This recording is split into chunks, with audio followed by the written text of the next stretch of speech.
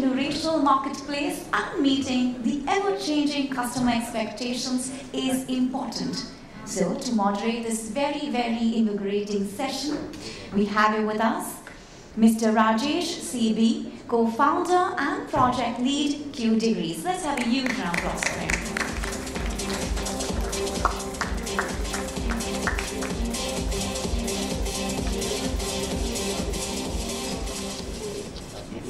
Ladies and gentlemen, also let me tell you, as you can see the wonderful partition, just next to this banquet, the Payments Reload event is happening. So if you wish to join that, you can join that event as well.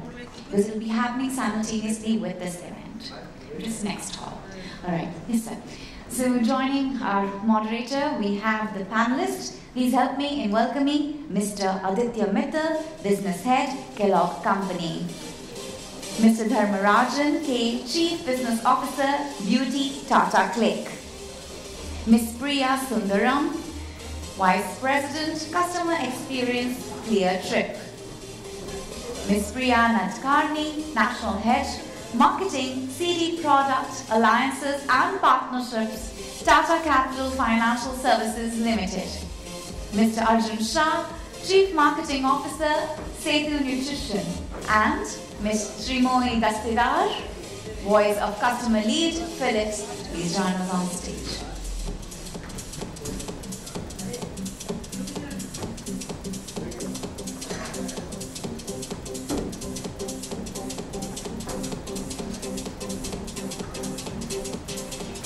Let's have a huge round of applause for our panel discussion and our panelist, our moderator. Over to you, sir. Yep, thank you.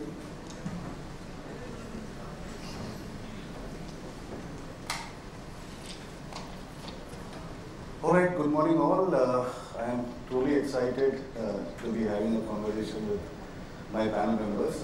In fact, I can tell you from my experience, this is one of the most diverse panel with whom I am having the conversation. And each one of them are unique and they are also changing consumer behavior. They are influencing consumer behavior. They are apart from the consumer behavior that is already changing and getting altered in the marketplace. So welcome all of you. Thank you so much for your time. Even before I begin, let me kind of talk about what's in it, what's in store for today's conversation. Understanding multi-generational customers, right? And today I learned the term called silvers. If you are addressing a baby boomer. And that was quite appealing for us to learn from Priya that, she had done some research around silvers and how to deal with them. And many of our organizations are sometimes guilty of only focusing on millennials or focusing on Generation Z. I think from that perspective, it is truly amazing how we are able to kind of segment these customers, generations, and then start working towards it. And so even before I kind of get starting with the question, my first question obviously is to Aditya. I was quite curious, when I was doing a little bit of research around your organization. You came in almost 30 years. Kellogg came in almost 30 years before in this country to change the breakfast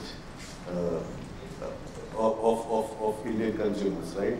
And you evolved since then. You've been evolving, not only focusing on nutrition, iron, creating packets of 10 rupees. That's phenomenal. And in 2020, you started selling upma. So where you started and where you are today has completely transformed, right? And it was amazing how, as an organization, really is listening to the consumers. Otherwise it's very difficult, right? You're a market leader, you believe in snacking, you want to be the powerhouse of breakfast. How do you really transform? So my question to you is very specific to India, and does cultural, social, personal, psychological, things play into consumers' mind? How do you really does it play an important role in consumer behavior? in their preferences? How do you kind of address it from your context? Absolutely, Rajesh. So first of all, before we begin, let me just address to some of the memes which have been floating around Upma and all. So Upma was just a pilot which we did in one week's geography in South, and it is something that we keep on constantly just to evolve, right? So innovation has always been one leg for any organization. In the consumer landscape also, we keep on trying for new things, right? So that has been one thing. But yes, as an organization, Kellogg has always been in the holy trinity of taste, health, and convenience, right? And we all saw that the moment COVID struck in, people were actually luring in for their favorite package brands, which could bring them really, which they could trust and they could offer it to their family without anything, right? So that's the space where we have been so far. Around your question, it is very, very important, and unless you really get into these nuances of where in this socio-economic or the consumer landscape, unless we understand that, we will never be able to evolve, right? So giving you some numbers, like we have been, and overall breakfast cereals put together, it has always been an under-penetrated category, right? But it is fast evolving, right? With the kind of cohorts we are seeing, right? So right from boomers, Gen Zs or silvers, which we are just going, everyone they have their own needs, right? And we need to cater to them, right? So for example, recently we did a research and we found that there are some 8 to 10 nutritional landscapes which are evolving, right? So just to name a few, it's like carbs, fewer and better, yeah, or nutrients, emerging density, or proven in authenticity. So for each of these age groups, something or the other matters, right? Or digestive wellness, yeah. So that is also one big space which is really evolving, and for a certain cohort, it means a lot, right? Gut health is really of paramount importance. So definitely one has to learn, get into stuff, only then we can address to those needs, right? So fortification is definitely required. Moms are looking for fortification, for their kids. It's just doesn't matter that it's only about the good food. If good food along with some fortification is there, it does matter to moms, right? So those are some of the stuff which are evolving and which we are catering, and that is, I think, that has always worked for us, and we are having a wide portfolio right now as an organization to cater to all these products. I hope I have been able to give you a glance about it. Yeah, absolutely, and it is very interesting to kind of know how you are focusing on each consumer segment, like you mentioned that you are pretty much focused not only on children but also the entire family chain. So thank you for that. I will now quickly move on to Priya. You guys are doing a lot of stuff. Travel. You're actually making travel as an investment, and I was quite curious to know how does that happen. How do you make someone to invest in travel?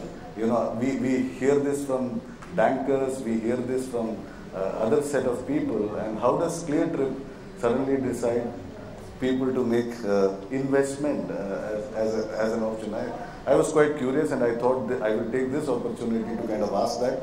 But having said that, managing customer expectation has a lot of aspects, right? And how do you really communicate? Because you can design a lot of programs, you can design a lot of products. How do you really communicate, and what are those nuances and aspects that you would want to kind of look at, and managing their expectations? So that's something that we would like to hear from you.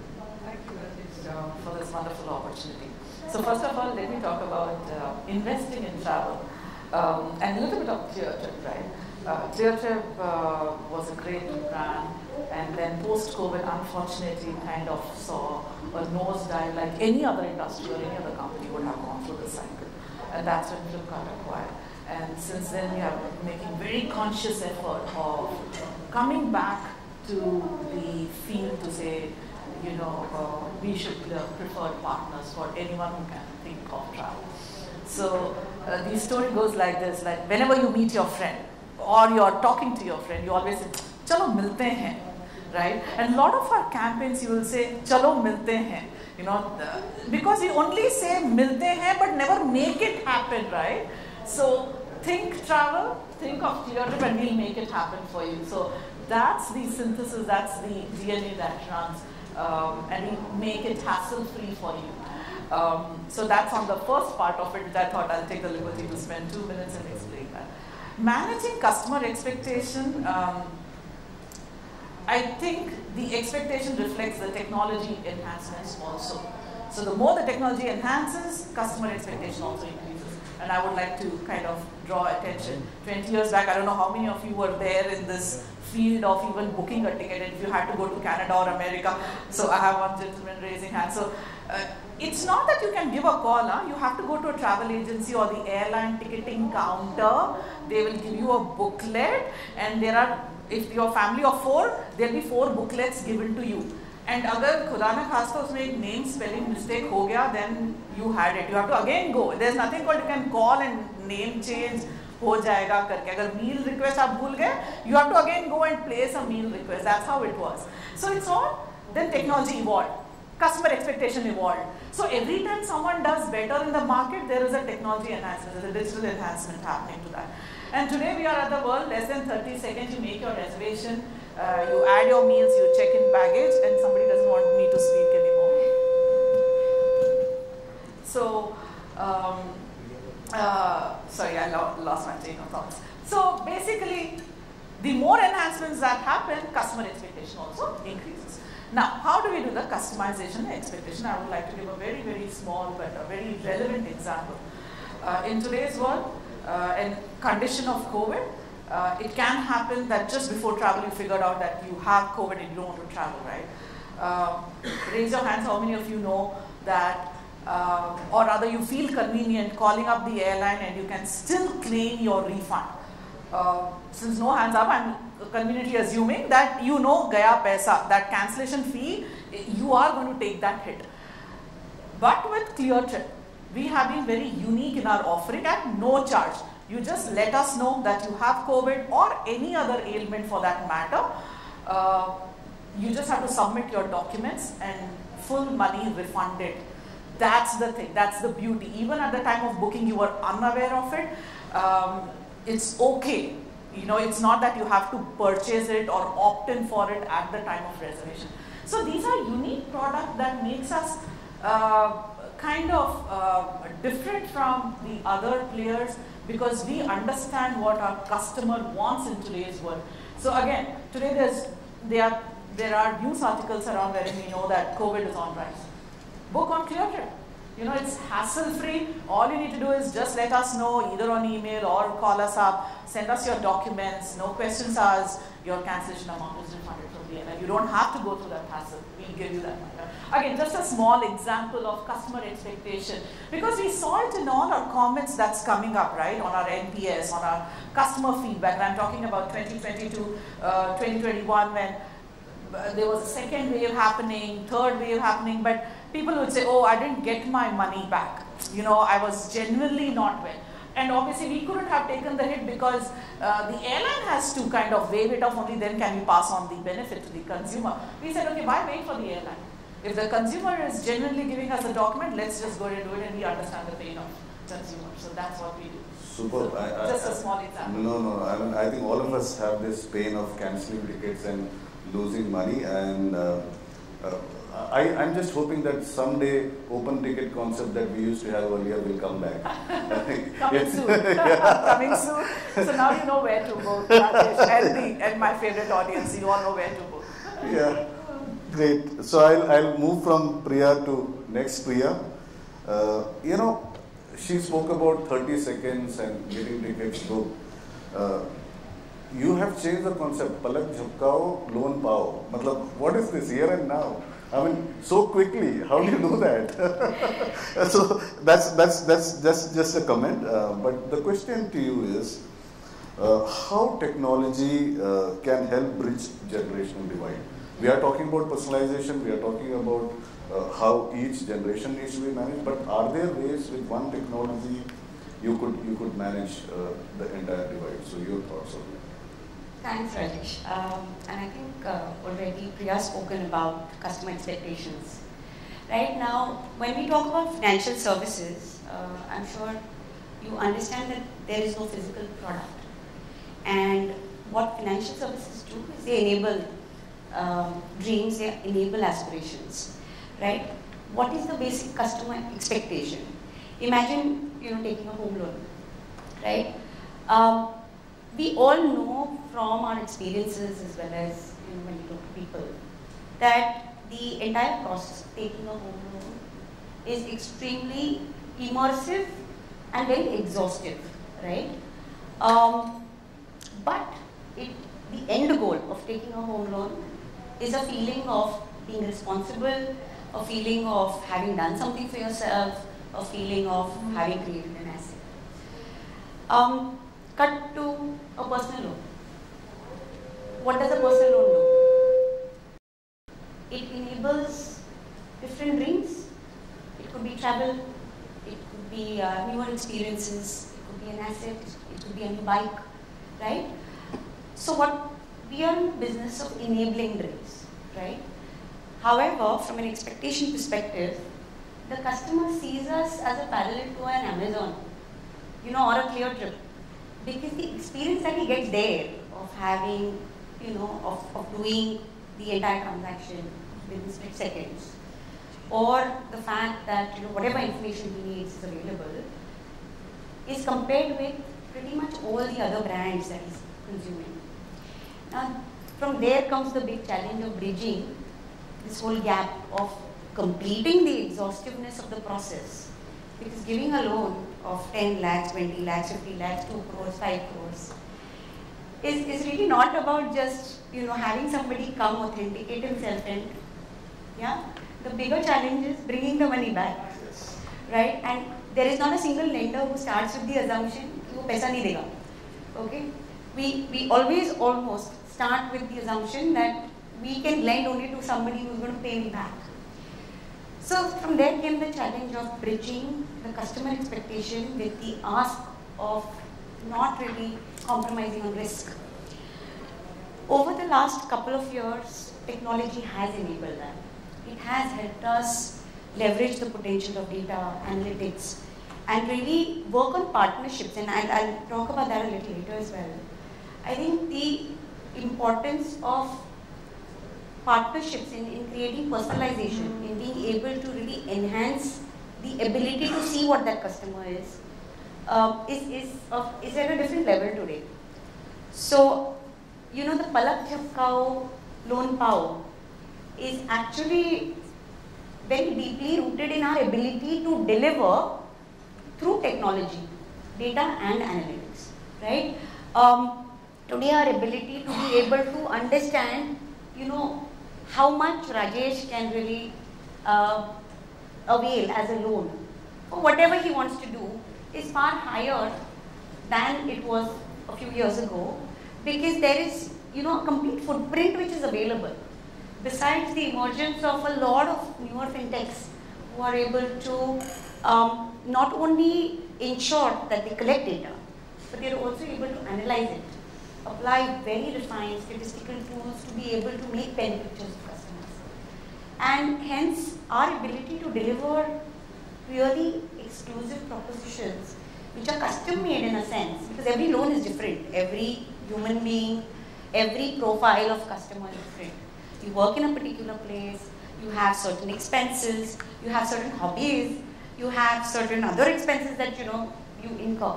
So to be able to really put all of that together and be able to decipher what is the kind of exposure or loan that you can give to a customer is only enabled by technology. So, especially in the financial services industry, you see a complete explosion of data and analytics and statistical tools. But I think over a period of time, customers also have started expecting so much more from financial services. They're not willing to wait. They're not willing to have, human interactions. And there comes the entire transformation that we have had to make as a company. And the good part is that we started a little ahead of COVID. So through the entire COVID period, we were able to service our customers, we were able to extend loans, we were able to collect far more effectively because of the emergence of new technologies. Fantastic. I think there is a lot to learn from Palak Jabka loan power. I think it's quite lightning speed, right? So we will understand that further. Maybe I'll have another opportunity to put in a question to you later. Let me just quickly move to Dharmarajan. I was quite intrigued by Tata Click palette because earlier I was confused. So I was thinking that there is Tata Click Beauty, there is Tata Click palette, and then you have other beauty ranges. So and beauty is something extremely personal, right? And what works for one will not work for another. And so from that point of view, and also where I was also reading a few points where you are now going back to phygital, because intrinsically people would want to try, irrespective of whether they are somebody who's trying it for the first time or somebody who's been doing it for a while or even a professional. So my question to you is slightly different from the questions that I've asked the rest of the panel. It is, how do you set up KPIs for ever-changing processes? Because in your case, there is a lot of process changes that is taking place. And how do you meet customer expectation when those kind of changes are taking place? It's a very interesting problem. Thankfully, we are a digital first sort of organization.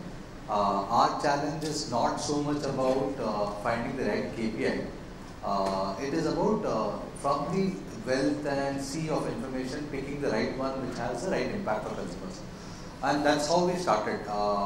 Just a little brief, though you have already sort of given a brief about what we do in Tata Click Palette, how in beauty as a segment, the requirement of it being highly personal to each consumer. And those are the kind of input that we got from our existing business. So today we have 3 apps. Tata Click main app, which is a premium, omni-channel focused marketplace app, and then we have Tata Click Luxury, which is focused on again all categories of products, but focusing on premium plus products, bridge to luxury and luxury products. And recently we launched beauty. Having launched the category beauty on both the existing platform, from our existing customers, some of the problems that we heard, understood, and also working with various primary and secondary research companies, work very closely with Google, Facebook. Beauty as a category, as you rightly pointed out, is highly personal. And today the way it is currently, the way consumer ends up buying, whether in online world or offline world, it is biased towards brand who wants to sell certain products or biased towards sellers who want to sell certain products. And consumers go through this unrewarding cycle of experimentation. They just don't know what is best suited for them. They have to try and see this work, this doesn't work, and then start following. And this is a core problem that exists today. Some of the problems around trust about product, whether it is authentic, etc., those have been solved by incumbent players really well. Those are the problems already solved for. So from that viewpoint, we sort of decided what will be our differentiator and went really deep into personalization. So how we will build capability around understanding on one side, consumer deep enough on their hair type, skin type, where do they belong, which city do they live, their preferences on brands, price ranges, etc.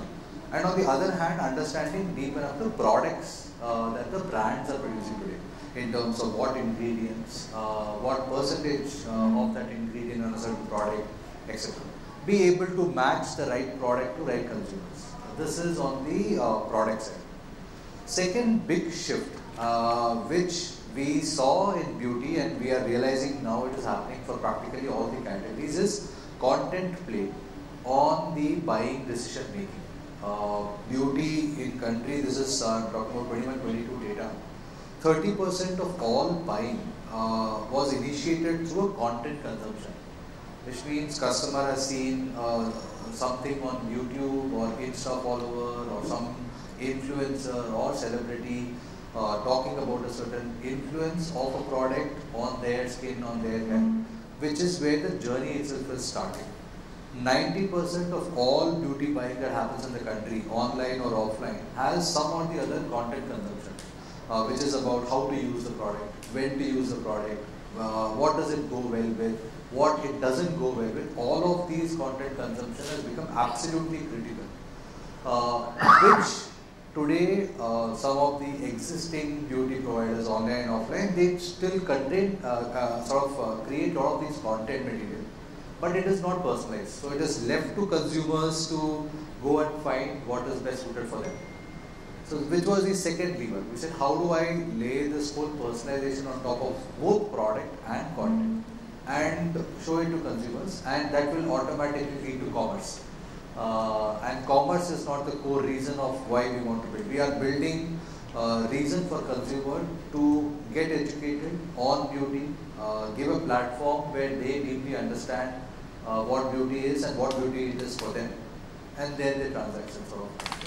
So with that viewpoint, some of the KPIs and metrics that we have defined is highly engagement focused, which means when you open the app, for us the most important parameter is time spent on app, not so much on the GMV generated or order generated. Our engagement.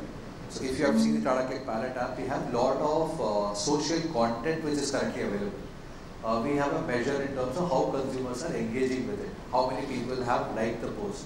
So today the engagement rate is almost like 3x of Insta.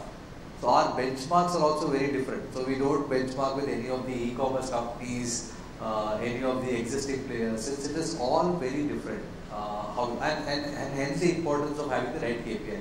So we have an engagement rate as a metric, number of people who comment on the post, number of people who like the post.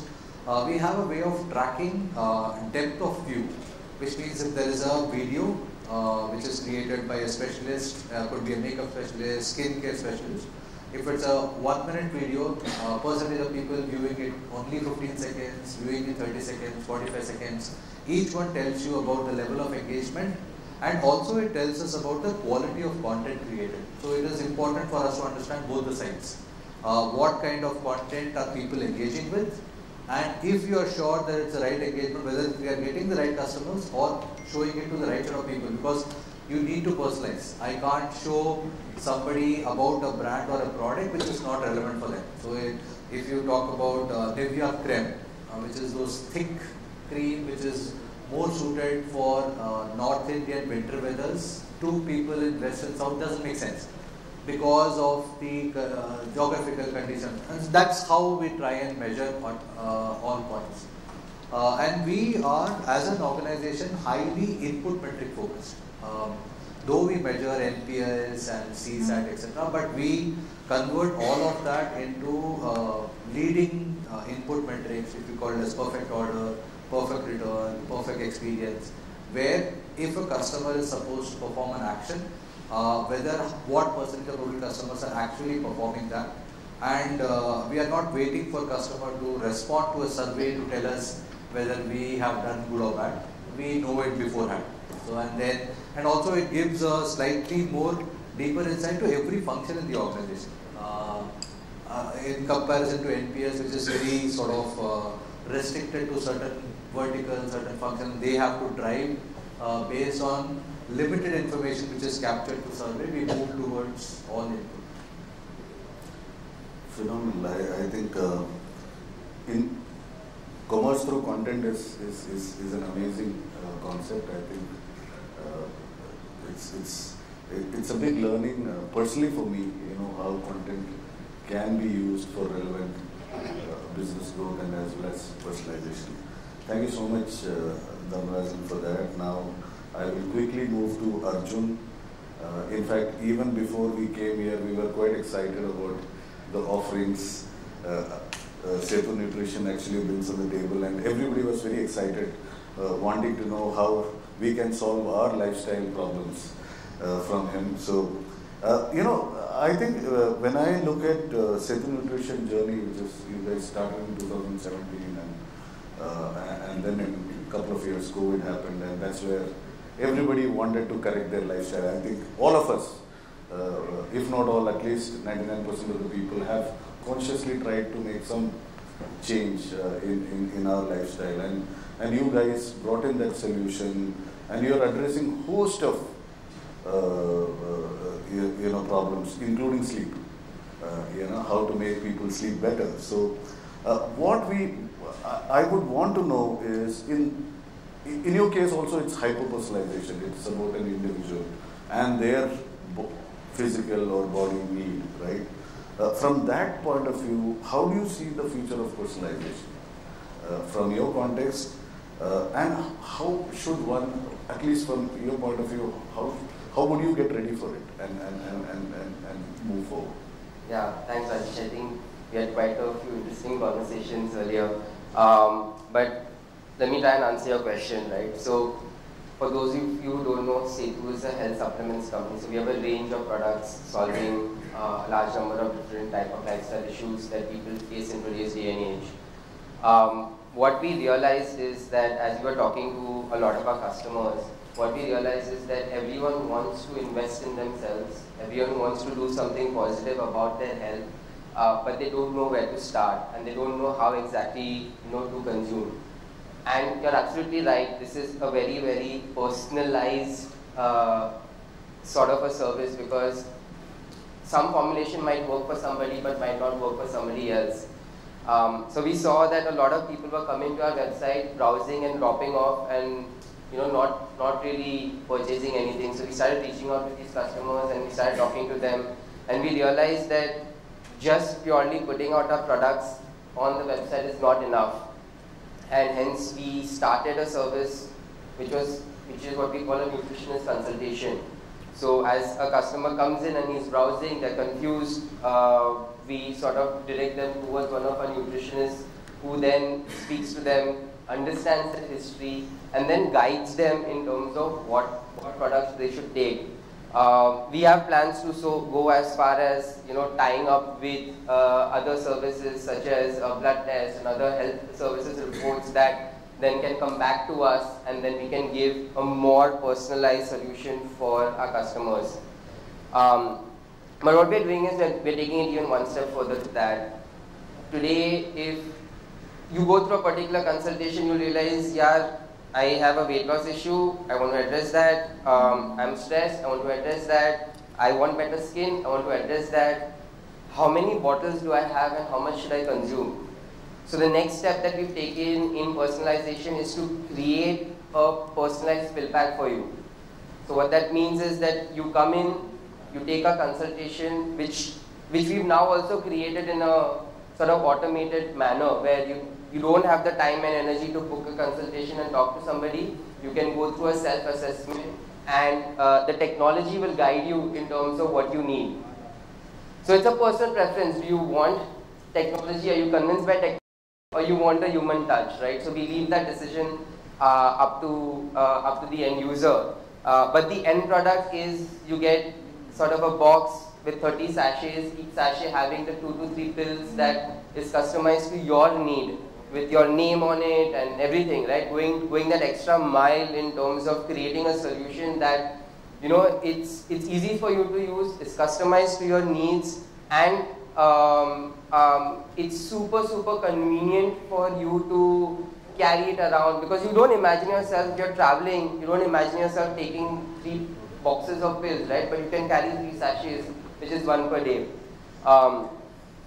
So that's what we've done till now, and what we are seeing is that we are able to get almost a 6x increase in our sort of conversion rates when someone goes through these channels versus just going online and browsing our website and then choosing what to buy. I think Dharmarajan's point was very, very critical. You hit the nail on the hammer. Content is key.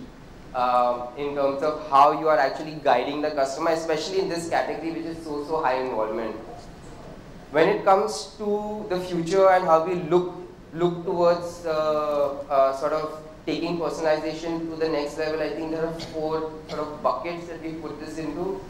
One comes with technology and AI, where setting the right type of technology stack, right type of content which will help us scale. It's not possible to scale personalized nutritionists, you know, as the business scales, right? Today we might 3, 4, 5, 10, but as a startup and as a business that's a challenger brand, can't have unlimited number of people. So how do we use technology to address that problem?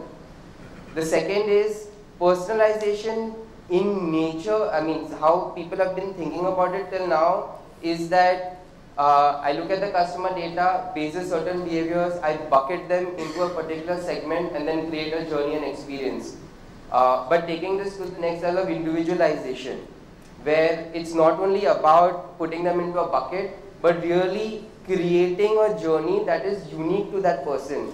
Right from, like in our case, today we are putting 4 pills into a sachet and giving it to them. But can we create a pill, one pill that suits the person's need with a unique formulation? Right? I mean, that's where the future can go to. I don't think our ecosystem is yet there yet, but I wouldn't be surprised at the scale and pace at which things are going, how soon we'll get there. The third aspect is linking of the physical and the digital.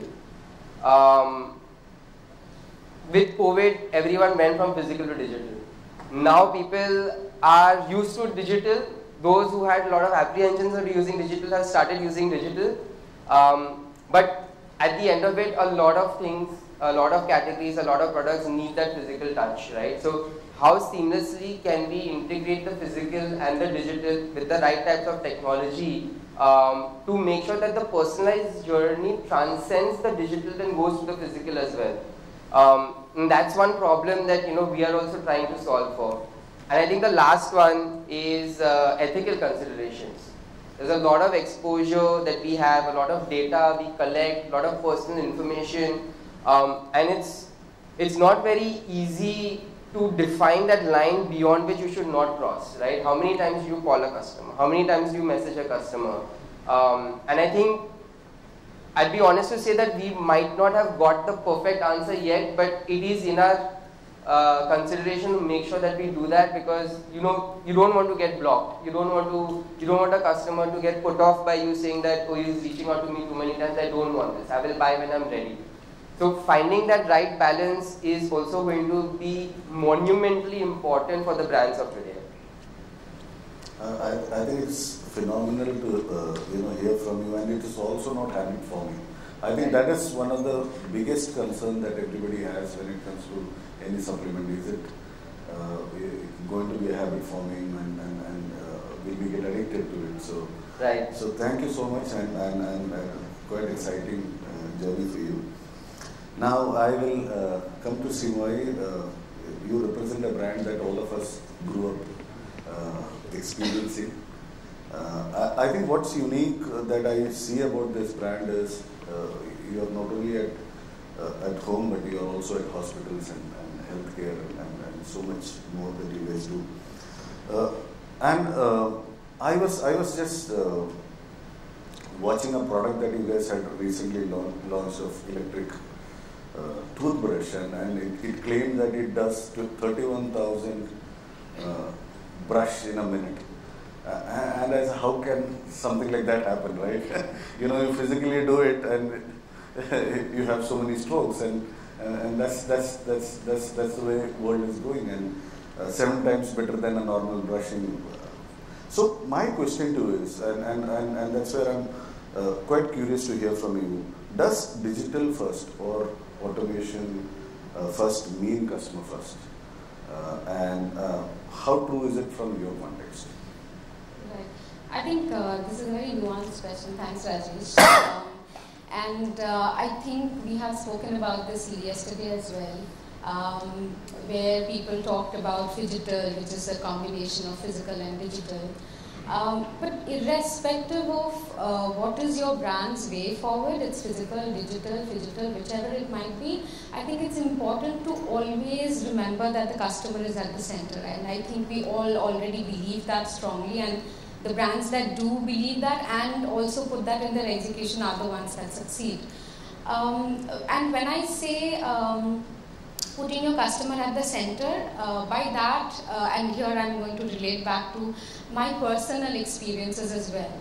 Like if you are trying to, my parents are 80 plus, so if I'm going to push them to do net banking, if I'm going to push them to do, I don't know, maybe Farmeasy through their phones, I don't think it's going to go very well. So let's not also minimize or undermine the importance and the power of the human touch.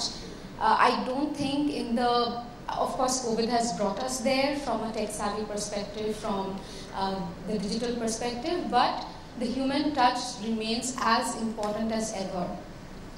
Maybe 20, 25 years down the line, we may not have that importance anymore, but I think that's yet to be seen. As of this point, as of today, we have to find a marriage of physical and digital and figure out from each of your brand's perspective what works well for you. For Philips, for example, we have a bit of both because Philips has a huge health tech, the B2B side of it, where a lot of the interactions with our customers happen at an enterprise level where, for example, if I'm speaking of India, we go to like an Apollo hospital group or we meet them at their workplaces. So their digital does not work. If I'm going to explain to them how my MR machines work, how my CT machines work, I have got to go there to explain the features, etc. So that's not something you shop for digitally. Whereas if I'm looking at my B2C side, we have electric shavers, we have electric toothbrushes and so on. For those, I think, yes, we have a new set of customers emerging in every country globally, where people have exposure to all kinds of online channels, social paradigm that is there. So they are able to make their own decisions via digital completely, and that is absolutely fine. For that B2C, I think there maybe an 80-20 of digital versus physical still works. So I think in Philips particularly, we have all the channels possible. We have call centers, we have in-shop presence, we have a lot of franchisees through which we sell. So we have all of these happening for us. And to go back to your question, which is I think what you asked, is that for digital first, is customer first always? I think it's a mix of both. Customer first comes before digital first in my mind, and I believe that is also the Philips behavior and the Philips vision that always says customers first. So I think customer first, please, first of all, and then digital and physical, whatever is the mix that works for you, you figure that out for your brand, but let's not lose sight of either. They have to coexist. Thank you for that. I mean, I have one curious question. It came to my mind when you were speaking. Did the trimmer sales go up during COVID time? Or? I think they did. It is very interesting, but that's a lifestyle kind of a choice, right? When the salons are closed down, what do you do? Yeah. Thank you for that. So we have about 10-12 minutes left. So we have a choice of taking questions from the audience, or I can fire a few quick rapid fire questions and you can answer if there is. So that's a question? Yeah.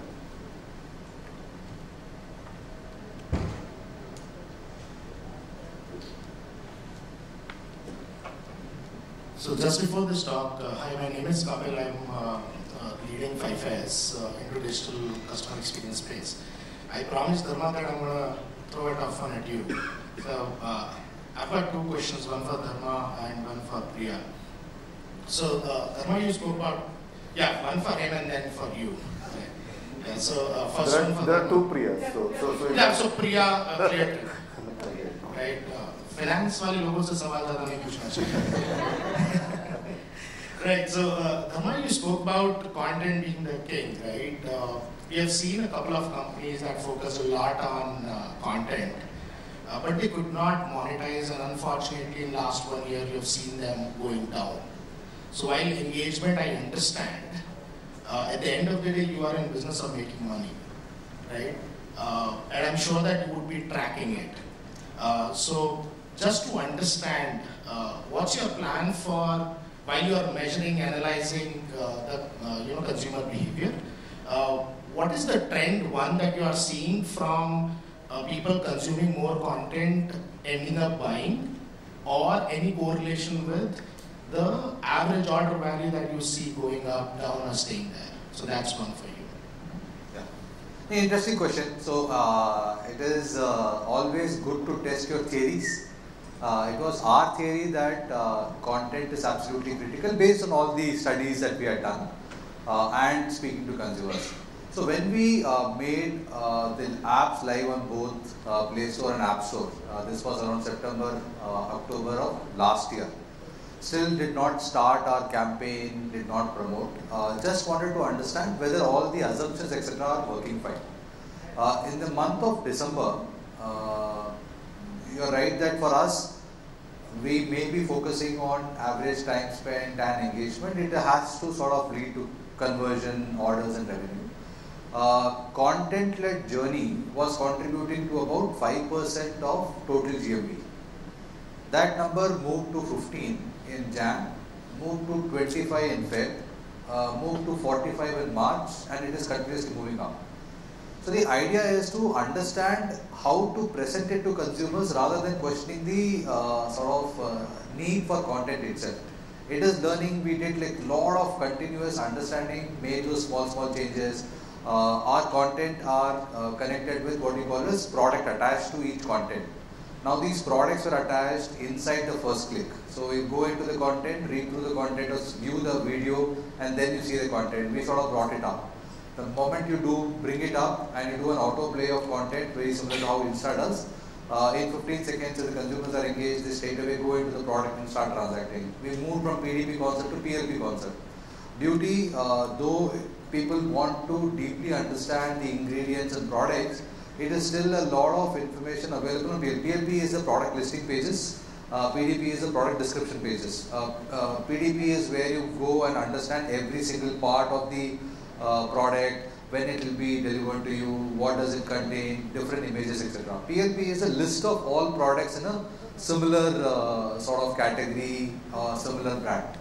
We realize that it's a mix of both depending on what category of product that you are trying to promote. Sometimes PLPs are better than PDP, sometimes PDPs are better. Doing those changes, and we are still in experimentation stage. But we have already got our money's worth on content side. So anyone who is wanting to experiment, I can share the sort of numbers. It's worth it, and we know that it will work for all the categories like what Arjun also mentioned on Setu. It will definitely happen. Great, thank you so much. So Priya, this one for you. Travel 3 years back to today, has come a long way in terms of continuous changing in the way you perceive and look at the customers. Right now, it's called the revenge travel, right? What kind of consumer behavior, changes that pushed you to make amendments in your product offering and the kind of pitch that you were doing to the consumers in terms of how would they come to you and look at flexibility, ease, comfort, trust, right? One of the examples that I've seen on one of the competitive or peer platforms is the brands of, for example, if I talk about air travel, earlier it used to be more like you can get, even in corporate, you can get 100% refund, cancellation and all of that. That is also starting to tweak because they want to increase their own channel growth. So in this entire last 3 year window, the consumer behavior, what kind of push have you seen and what changes have you done onto the platform to meet those needs? Good question. I think most of the qualities you already called it out. Trust, transparency, understanding customer needs. And I think obviously with COVID, a lot of things changed, right? Especially the illness part of it really changed, and how flexible companies are, and I'm not isolating only Cleartrip. Anyone who's in travel, be it hotels or airlines, how flexible are we to kind of let our customers know that in case of a trouble, we are here. Coming back to Cleartrip, talk about products, not only the corporate, and yes, if you are a corporate client, definitely airlines have this, and every airline has this product where cancellation, free cancellation, even within 2 hours you can change your flight, any sector, and so on and so forth. But why not be inclusive? Why not even do it for personal travels, right? And that's where we found a kind of a market, and we felt there's a product called FlexMax, for example. Again, you buy it at $299, $399, just a small premium that you pay at the time of making a reservation. And no matter what the reason is, I'm saying any change or cancellation, you just need to pay the fare difference. You don't pay the change fee, which is minimum. I'm saying any airline is charging 3,000 or 3,500. So you don't land up paying that. So look at it from adopting customer behavioral change, right? And we want to take out that anxiety from a customer saying that, hey, you just go ahead and book it. We have your back, right? But lot of customers who are out in that market are still very scared. Pehle date pakka karenge, uske baad karenge, and what, there's a family of 4 means 3 4s, I mean 3,000 into 4, 12,000 gone down the drain. No, we'll do it later, you know. So for us, we say at $299 or $399, whatever the current price of a FlexMax is, just pick it up, buy it, change the number of times you want to. There's just a fair difference that you need to pay otherwise, right? So these are the initiatives. When you keep listening to the consumer, what they want to take out that anxiety from you. We want to make it hassle-free for you, seamless for you, affordable for you, right? And make it very transparent at the time of making a reservation, that hey, this is what we are offering you. Those are the things I would say we have made an impact in kind of bringing to the table and making it easy for the consumer. Any numbers supporting that? And like you spoke about people coming and booking say $399. Have you seen any number growing? Obviously, I mean, it has kind of spiked our booking rate purely because of this. If you're following BBD, which is Big Billion Days, or for that matter, Nation on Vacation, we see a 2x, 3x uptake just because of all these elements, because we really push it far, saying that, hey, just book it, you can always change it later. And then obviously we also get deals from airlines and hotels, which kind of allows consumer to make it very affordable for their vacation or travel. Super. Okay, any other questions? Yeah. Sorry,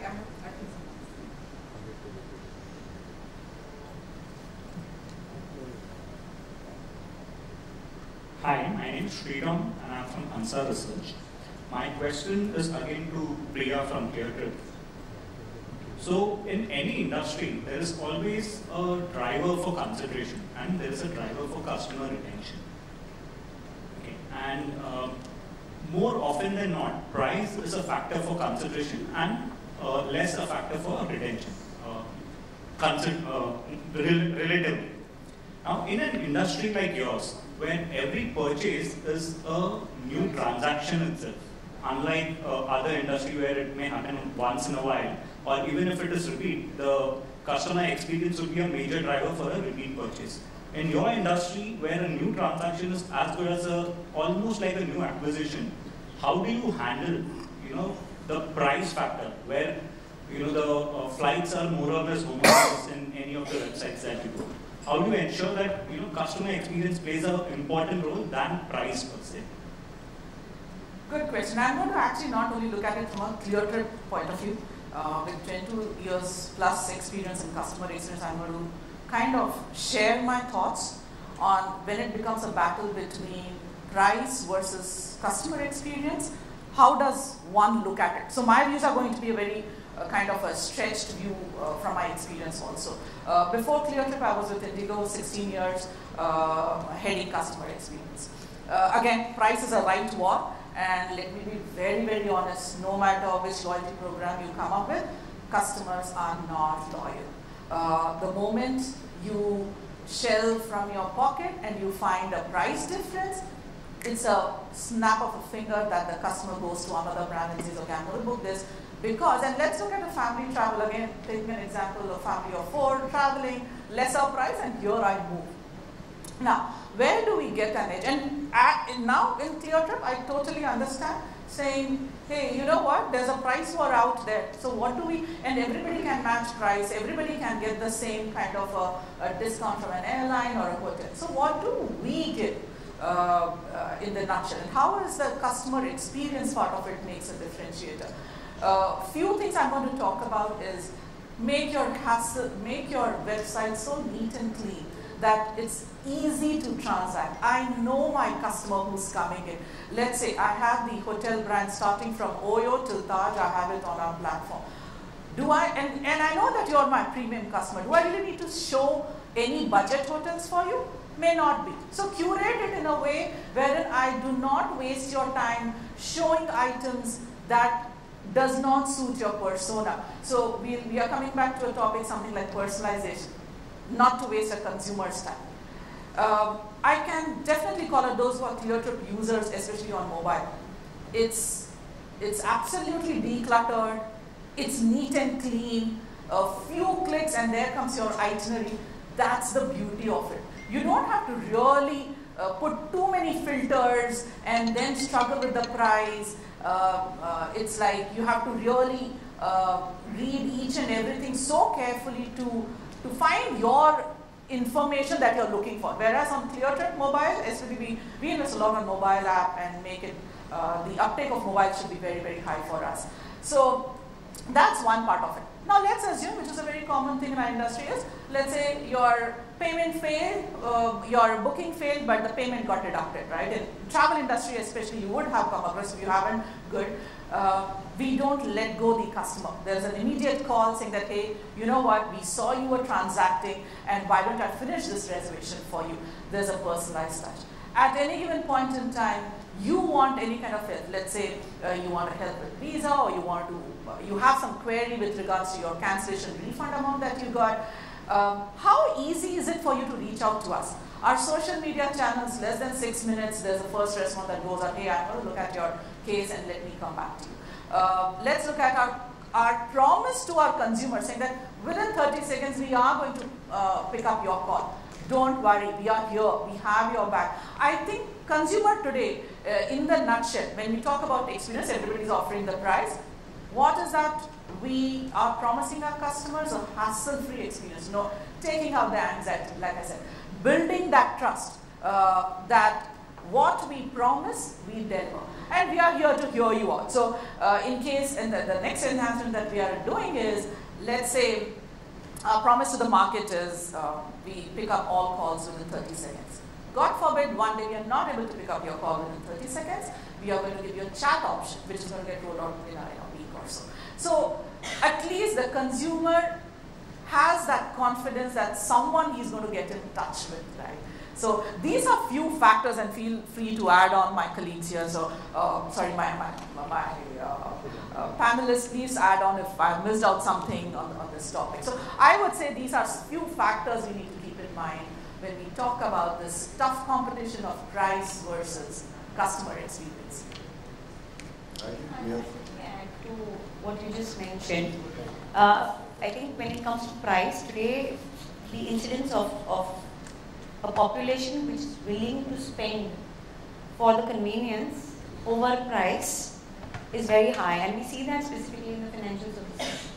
Because because especially in the smaller ticket loans, embedded finance where you're giving an option to the customer to pay in affordable EMIs. People are really willing to put convenience over price. So that's a very good point. When it comes to EMI, that's another thing that we tell our consumers: travel now, pay later, or no cost EMI. We have those products. So imagine even someone who's looking at an international travel for summer vacation need not be constrained with budget when you talk about Cleartrip, right? So it's a no-cost EMI. If it's a 1 lakh ticket, you please spread it across 3 months, 6 months, 12 months, whatever the bank offers, it flashes. just making it convenient. And like we said, if you're thinking of travel, let's make it simple for you. That's the experience you bring into the table. I think it's amazing. A generation before only took loans for high value assets, and today for everything there is an EMI. Right? Thank you so much. I think we overshot by 3 minutes, but it was quite exciting. Thank you so much, all my panel members. We quite enjoyed the conversation. Thank you. Thank you so much for such an invigorating panel. We'll be presenting the token of appreciation, and I request Sir to please hand it out to our panelists.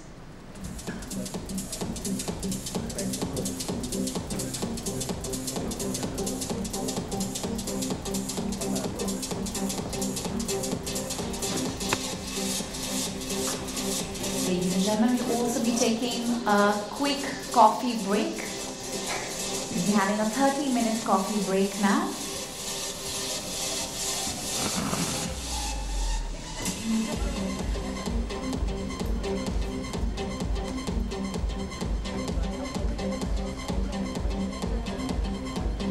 If there are any more questions for the panelist or the moderator, we can take it offline when we're having our coffee.